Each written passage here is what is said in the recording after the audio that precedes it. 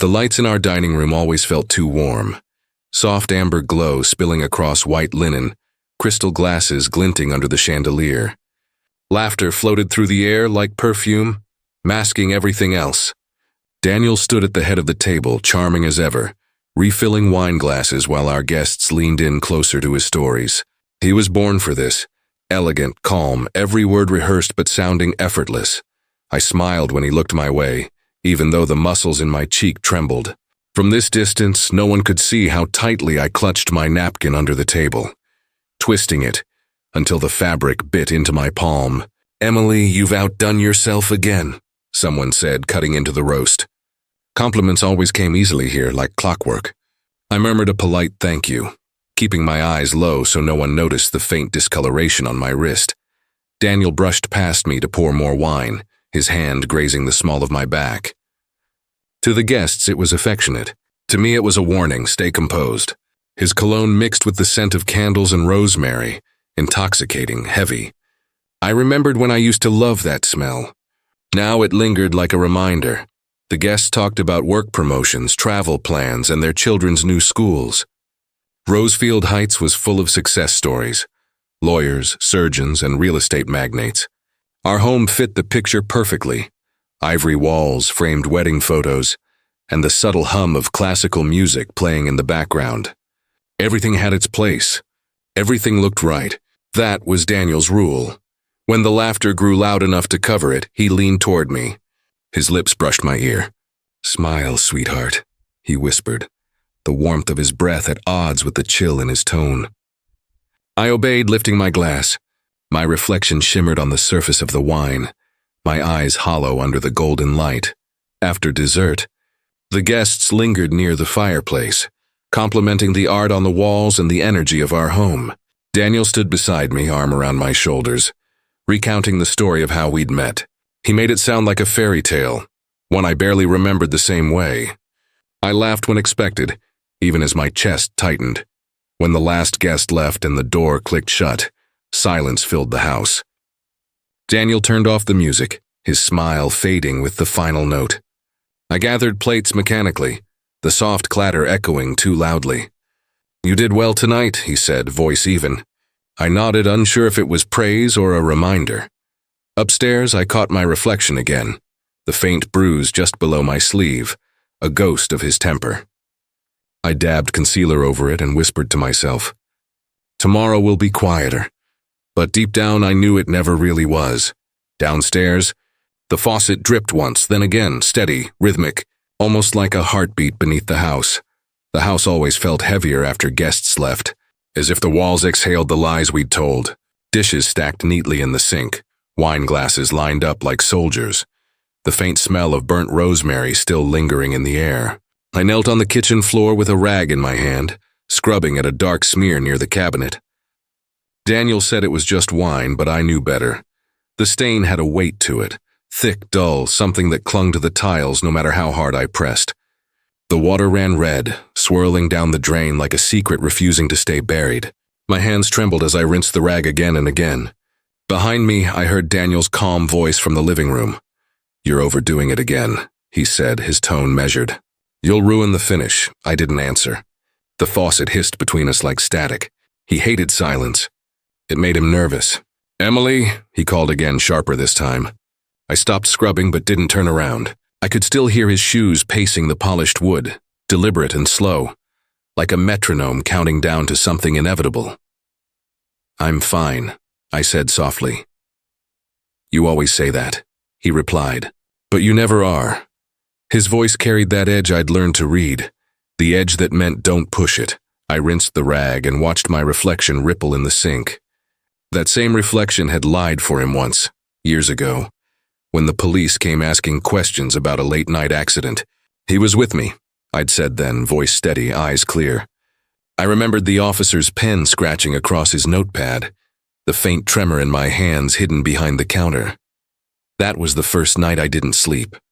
I stared at the ceiling until dawn, listening to Daniel breathe beside me, wondering if the rhythm of his chest rising and falling was the sound of safety, or the warning of something worse.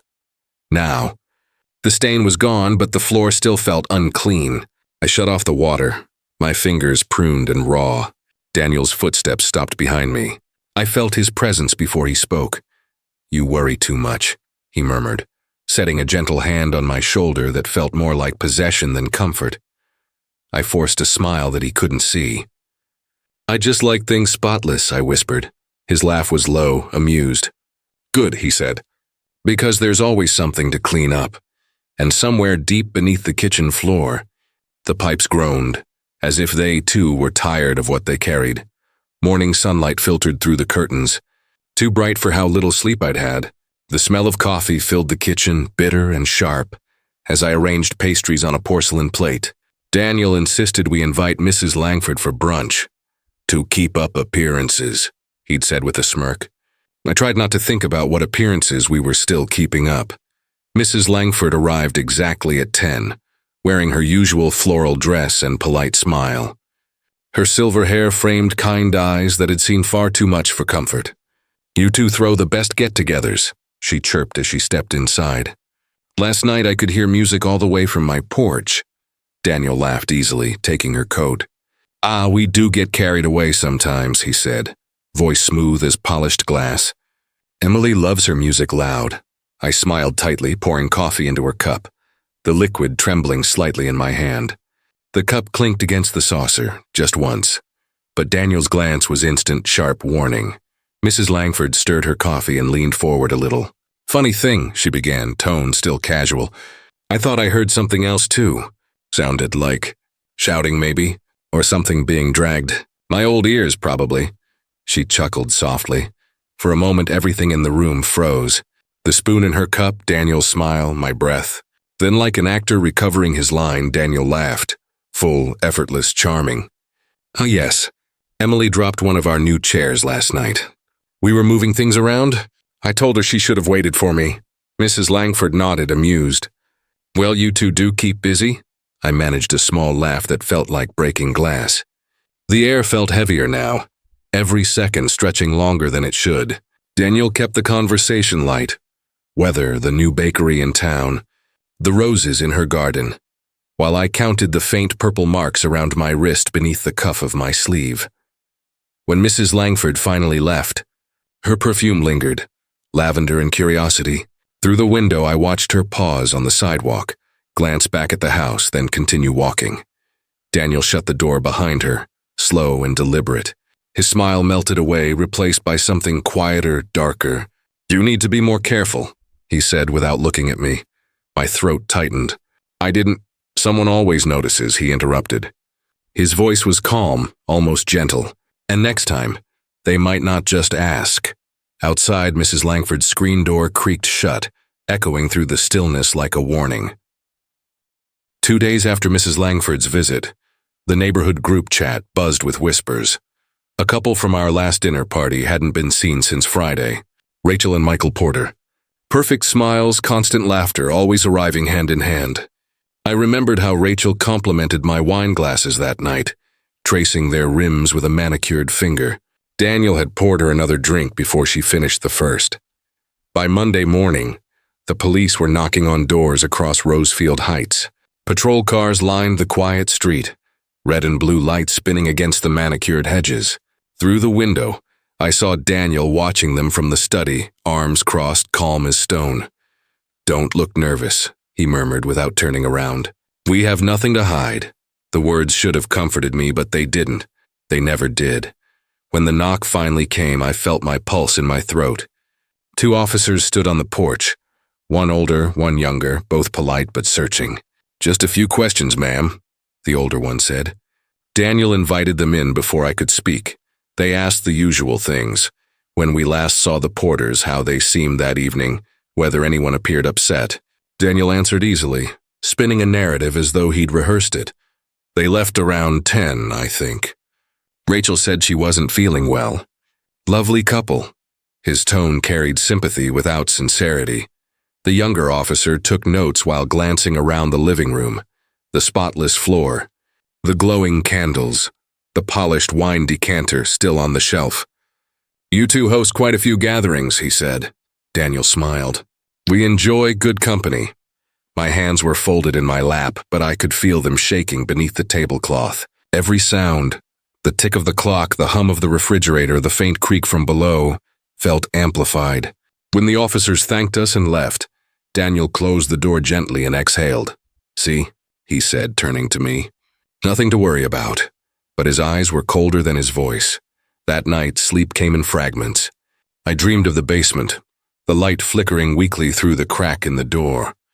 I was standing barefoot at the top of the stairs, hearing something move below. Something that didn't sound like Daniel. In the dream, the air smelled of metal and damp wood. I reached for the doorknob, but it was warm. Too warm, as if something breathing waited just beyond it. The light flickered once more, then went out completely. I woke with a start, heart hammering, sweat cooling on my neck. Daniel slept soundly beside me, one arm draped over the blanket, peaceful as ever. I stared into the darkness, listening. Somewhere below, a faint sound echoed through the floorboards. A slow, dragging scrape. The sound came again just after midnight.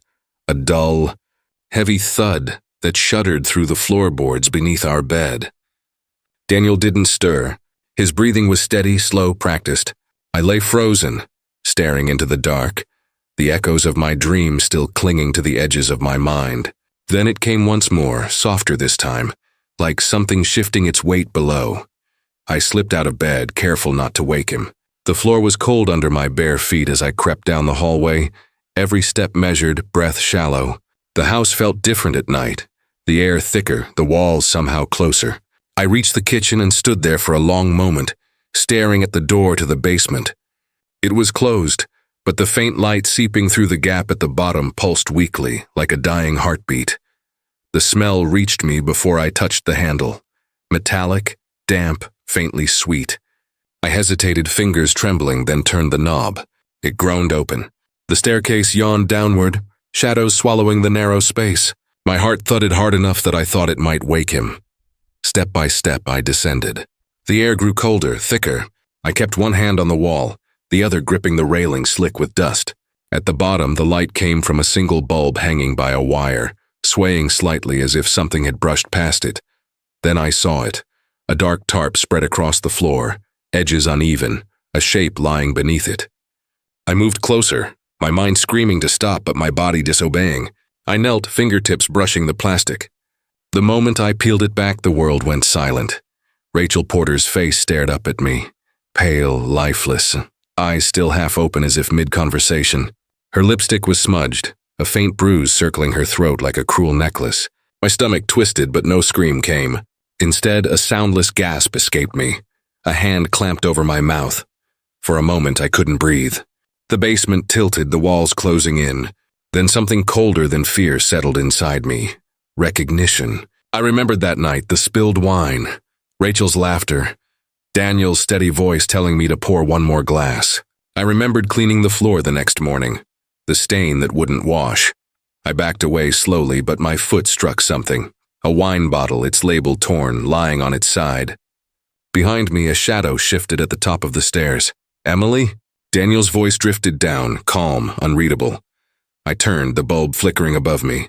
My throat was dry, my body rigid. He stood there, silhouette framed in the light, his face hidden. "What are you doing down there?" he asked softly. I didn't answer. The truth was already between us, thick as the air we breathed. He descended the stairs slowly, each step deliberate, the wood creaking under his weight. The swaying bulb cast his face in fractured light. Calm, unhurried, too composed for what lay between us. I stood frozen beside the tarp, Rachel's face still uncovered, the metallic scent thick in the air. Daniel's eyes moved from the body to me. No surprise, no panic, just quiet disappointment, like I'd broken some small, familiar rule. "You shouldn't have come down here," he said softly, voice almost tender. "I heard something," I whispered, my throat raw. "You told me." He cut me off with a small shake of his head. "I told you not to worry about things that don't concern you." His tone was steady, controlled, the way it always was when he wanted me to doubt myself. My breath hitched.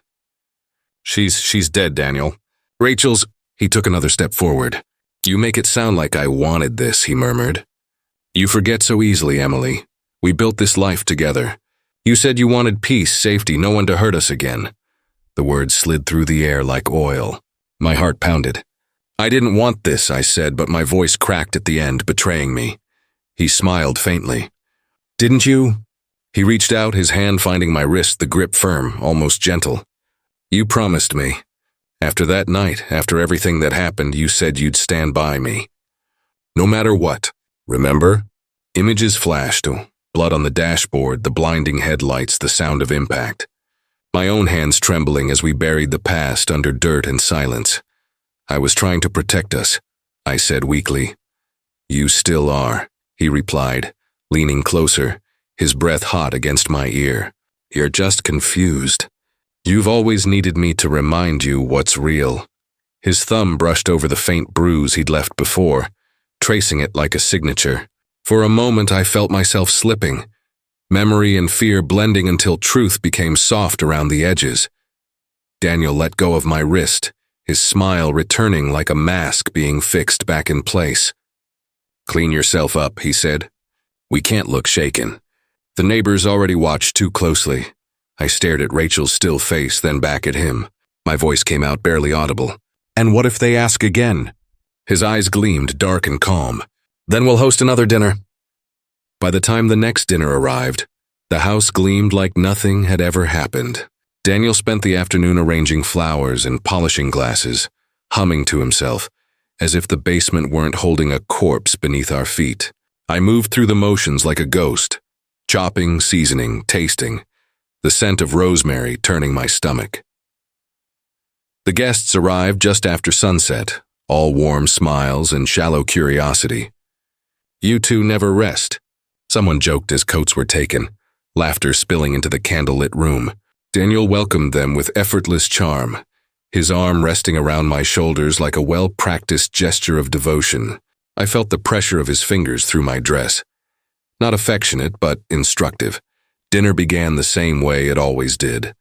Laughter, clinking glasses, perfectly timed stories. Daniel was magnetic. Every word drew them closer. Every laugh disguised the rot beneath our home. I could feel it, the house listening, the air too heavy. The chandelier light shimmered against the silverware, but beneath the table my knees shook uncontrollably. Someone asked about Rachel and Michael Porter. "They've gone off the radar," the man said, slicing into his steak. "Such a tragedy. I heard they left town suddenly." Daniel didn't flinch. "Yes, we heard," he replied smoothly. "Michael mentioned a job offer before they left. Must have been quick." His tone was warm, certain. I forced a smile, nodding in agreement, but my throat felt tight, my pulse frantic. The conversation moved on. Business, politics, vacations. And I sat there staring at the red wine in my glass. It looked too dark under the candlelight, too much like something else I'd seen. I could almost hear the muffled hum from below, the faint echo of silence that didn't belong. The woman beside me, Clara, leaned in with a gentle smile. "Emily, you look tired," she said softly. "Are you all right?" The words hit like a match to dry paper. For a split second, I wanted to tell her everything. The stain, the body, the truth buried under our perfect dinners. My lips parted, breath trembling. "Clara, there's something—" A hand pressed firmly onto my thigh. "Daniel's?" His thumb circled once, slow and deliberate, a warning cloaked as affection. "She's fine," he said with a charming laugh. "My wife worries too much. Always thinking about the next menu." The table erupted in laughter. Clara smiled uncertainly, withdrawing her question. The moment vanished, smothered beneath polished conversation. As dessert was served, I looked around the table, at the flickering candles, at faces glowing with ease, at Daniel's perfect composure. And in every reflection of every wineglass, I swore I saw Rachel's pale face looking back at me, unblinking. When the guests finally left, the house fell silent again. I sat at the table long after Daniel cleared the plates, listening to the faint drip of the faucet and the echo from below. The ghosts never left. They just learned to dine with us. The morning after the dinner, the house felt too quiet, the kind of silence that hums just beneath the skin. Daniel had left early for a meeting, though I didn't ask where. I stood at the window with my coffee untouched, staring at the driveway where his car had been moments ago. The scent of wine still lingered from last night, faint but sour like something spoiled. Cleaning had become my ritual, a way to scrub away the noise inside my head. I started in the living room, wiping surfaces that were already spotless. But when I moved to Daniel's study, something shifted. The air thicker, heavier, almost resisting me. His desk drawer was locked as always, yet one of the lower cabinets stood slightly ajar. Inside, beneath a stack of old tax folders, was a leather-bound notebook. The cover was scratched, edges worn, no name, just a faint, oily stain across the spine. I sat down slowly and opened it. At first, I thought it was a planner. Neat dates, initials, short notes. But as I turned the pages, the words changed. The handwriting grew darker, angrier. My breath caught. She won't stop asking questions. The stain won't fade. Emily helped. I read the last line again, my stomach twisting. My name repeated across the pages, over and over, until it blurred into nonsense. Then came the sketches. Outlines of our house, rooms labeled with dates. One drawing showed the basement, the tarp, and 2 stick figures standing beside it. One had long hair. I flipped backward, searching for something rational, but found more names instead. People we'd hosted, couples, friends, guests who had never returned. Next to each name, Daniel had written one word, done. The letters swam before my eyes. I pressed my hand to my mouth, but the sob caught in my throat. Memories surfaced like fragments of broken glass. Flashes of laughter, spilled drinks, Daniel whispering that everything would be fine. My hands shaking as I cleaned the floor. Had I known? Had I looked away willingly? The pages seemed to pulse beneath my fingers, the words twisting, shifting. Or maybe it was just me. For a moment, I couldn't tell if I was reading Daniel's handwriting or my own. I slammed the journal shut, heart racing.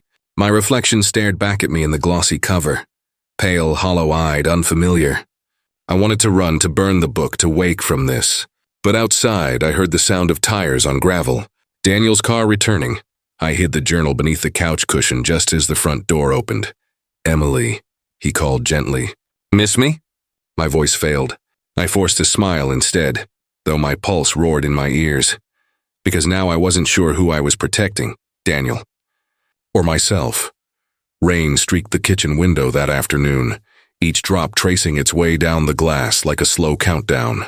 I was arranging lilies in a vase, white, perfect, lifeless, when the doorbell rang. The sound jolted through me like a sharp breath. Daniel's voice called from upstairs. "Can you get that, darling?" When I opened the door, Detective Rowan stood beneath the porch light, his coat dripping, his expression unreadable. "Mrs. Hart," he greeted politely, but his gaze was already moving past me, scanning the hall. I stepped aside, forcing a calm smile. "Detective, what brings you back?" I asked, my voice thinner than I intended. He removed his hat and nodded toward the kitchen. "Just a few follow-up questions. About the Petersons, the missing couple." My fingers tightened around the vase stem until the lilies trembled. "Of course," I murmured, leading him inside. Daniel descended the stairs moments later, buttoning his cufflinks, every movement deliberate. His smile was too smooth, too wide. "Detective Rowan! What a surprise, coffee? Or something stronger?" The detective declined with a polite shake of his head, then laid a photograph on the counter. The Petersons froze in mid-laughter at our dinner table. "My dinner table. You were among the last to see them," Rowan said, eyes flicking toward me. "Do you recall anything unusual that night?" My throat tightened.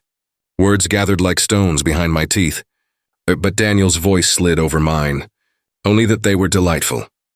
"A shame, really. We keep hoping they'll turn up." He chuckled softly, as if discussing a misplaced umbrella. I watched Rowan's gaze drift to the floor, where a faint hairline crack split one of the kitchen tiles.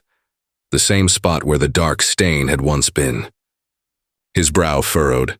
"That's new," he said. Daniel followed his glance, then smiled with practiced ease. Yes.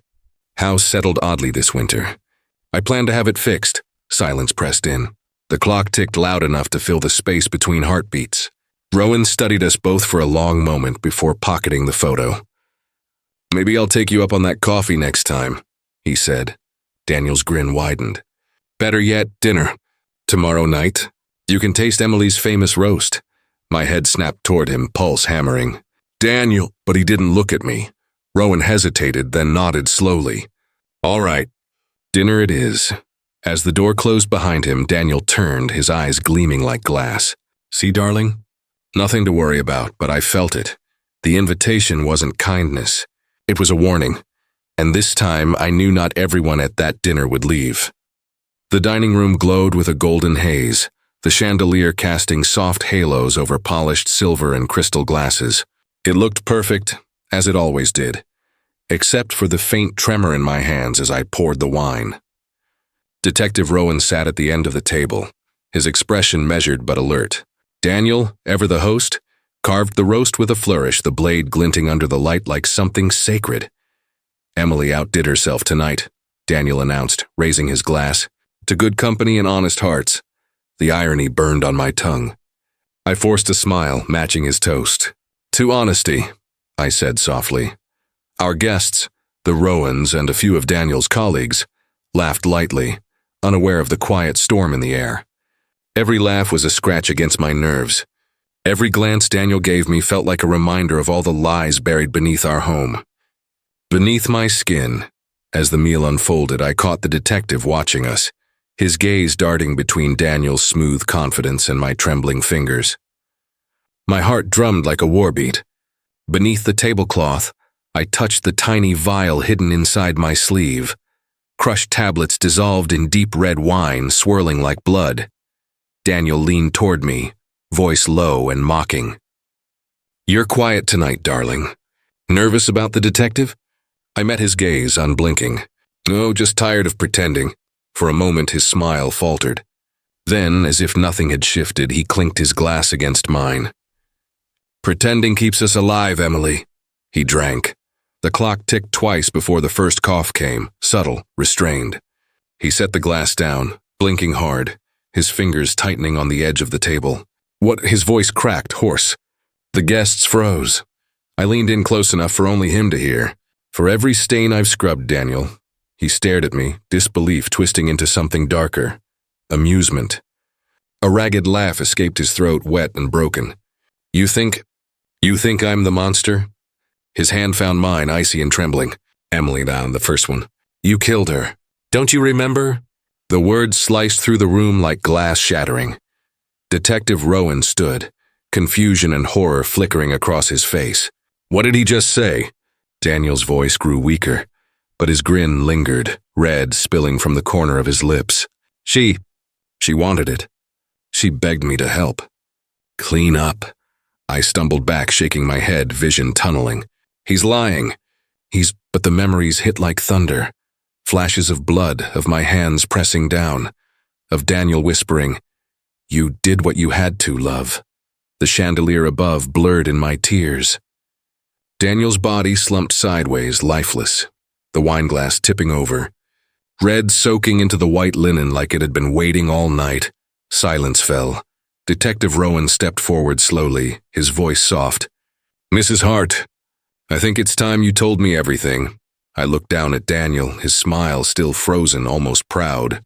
And for the first time, I realized I could no longer tell which of us had been the real horror all along. The studio lights were blinding, softer than interrogation lamps, but just as exposing. I sat perfectly still, hands folded in my lap, a microphone clipped to my collar like a confession waiting to happen. The producer whispered something to the cameraman. Then a red light blinked on. We're rolling, someone said. Across from me sat the interviewer, calm, practiced, sympathetic in that detached television way. Emily Hart, she began softly. When you look back on everything that happened, do you think it was love? My lips parted, but no sound came. I could hear the echo of Daniel's voice in my head. The laughter at our dinner table, the clink of crystal, the whisper in the dark. You promised me. Finally, I spoke. We loved each other, I said. My voice didn't tremble. Didn't feel like mine either, just not in a way that people should. The interviewer leaned forward slightly. Do you regret it? I looked past her, to the reflection in the glass wall, the ghostly outline of myself. The cameras hummed softly, waiting. Regret, I murmured. It's like the stain that never washes out. You can scrub until your hands bleed, but it's still there. There was a long silence. The crew shifted quietly, When the interview ended, they thanked me for my time, their eyes careful not to linger too long. As I left the studio, the world outside felt muted. Reporters clustered near the doors, flashes of light cutting through the drizzle. I kept walking, head down, until their voices blurred into static. That night, the documentary aired. The Heart Case, Love, Lies, and Blood. Millions watched. The final shot showed me sitting exactly where I had been, staring into the lens as if searching for someone on the other side. Then the image faded to black, replaced by footage of our home, the Hart residence boarded up and silent, its windows cracked like splintered mirrors. As the camera panned across the living room, a faint glimmer flickered behind the glass, like candlelight. Though no one had lived there in months, the narrator's voice ended softly. Some houses remember. Some never let go. And somewhere, deep inside me, I couldn't tell if the light was a memory, or if Daniel had finally come home. The Hart residence stood silent for years, its walls breathing dust and whispers. By the time the Harrisons bought it, the neighborhood had long stopped talking, or pretended to. Pain fades slower than gossip, and some houses, like wounds, never really heal. The renovation crews came first. They repainted the walls, replaced the windows, and covered the faint scent that clung to the basement air. The realtor called it a full restoration. But under every new coat of paint, something old remained, quiet, waiting. On a late autumn afternoon, their daughter, Lily, played on the living room floor with her dolls. The sunlight slanted through the blinds, warm and golden, catching dust like floating ghosts. She tapped her tiny plastic teacup against the wooden floor and frowned. Something sticky clung beneath her fingers. "Mommy," she called. "The floor's dirty." Her mother, kneeling nearby with unpacked boxes, smiled absently. "Probably old wine, sweetheart. The people before us liked to host dinners, remember?" Lily didn't answer. She scraped gently with her nail, the way children do, curious, unafraid. A dark red mark, thin as a thread, peeked through the wood grain. She touched it again. It felt dry, but not gone. The house creaked above them, a long, tired sigh. That night after dinner, Lily couldn't sleep. The wind outside pressed against the windows like soft knocking. She slipped out of bed, the floor cool under her bare feet, and tiptoed back to the living room. The moonlight poured through the glass, silver and sharp. She knelt where she'd found the stain, tracing its outline with one finger. "You missed a spot," she whispered, echoing words she couldn't have known. From somewhere below, beneath the boards, maybe deeper, came the faintest sound. A single drop, then another. Lily smiled faintly. In the morning, her mother found her sitting quietly in the same spot, her dolls lined neatly in a circle. "Sweetheart, what are you doing?" Lily looked up, her voice calm and small. "Playing dinner," she said. Outside, the wind carried laughter through the broken eaves, soft, distant, familiar. And as the sun rose over Rosefield Heights once more, the house looked almost new again. Almost. Because some stains never really wash away.